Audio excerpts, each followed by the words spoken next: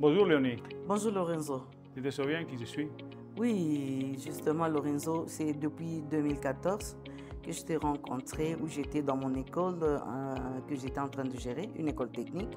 On s'est rencontrés, on devait ensemble avec toi faire la mise en œuvre du projet EduCat.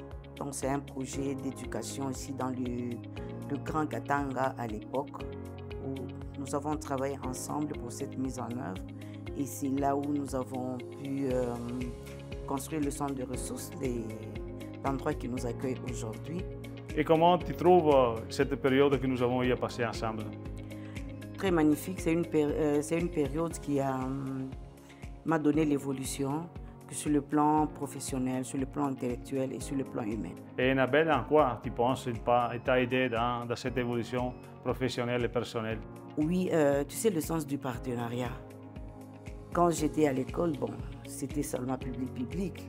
Maintenant, je parle public-privé, je parle public avec des partenaires techniques et financiers, les uns et les autres. Ça, c'est quelque chose que j'ai acquis d'Annabelle. Mais sur le plan humain, j'ai eu vraiment du coaching auprès de toi et pour être ce que je suis aujourd'hui.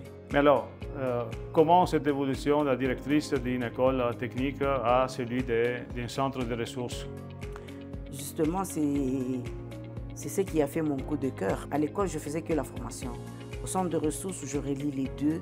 Je fais la formation, je relie aussi le monde de l'emploi, où je fais de l'accompagnement des jeunes à leur insertion socio-professionnelle.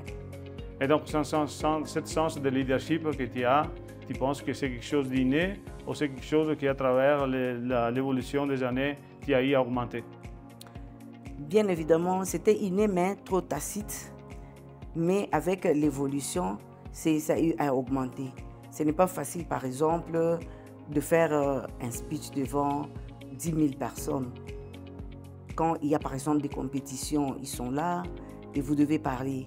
Et vous devez défendre aussi des points de vue devant les ministères provinciaux, devant le ministère national. Ça augmente de plus en plus. Et c'est ça les acquis de façon professionnelle que j'ai eu à acquérir auprès d'Annabelle. Et donc voilà, si maintenant tu devrais donner des conseils à des jeunes filles pour qu'ils puissent se valoriser et prendre de l'empowerment, qu'est-ce que tu pourrais donner comme conseil? Les jeunes filles doivent s'assumer, doivent être compétentes et ne doivent pas se rétracter devant n'importe quelle situation, elles doivent avancer. Ok, merci beaucoup. Je suis vraiment très content de faire ce témoignage avec toi parce que je pense que nous démontrons un partenariat sincère et humain à niveau de notre coopération. Merci Lorenzo.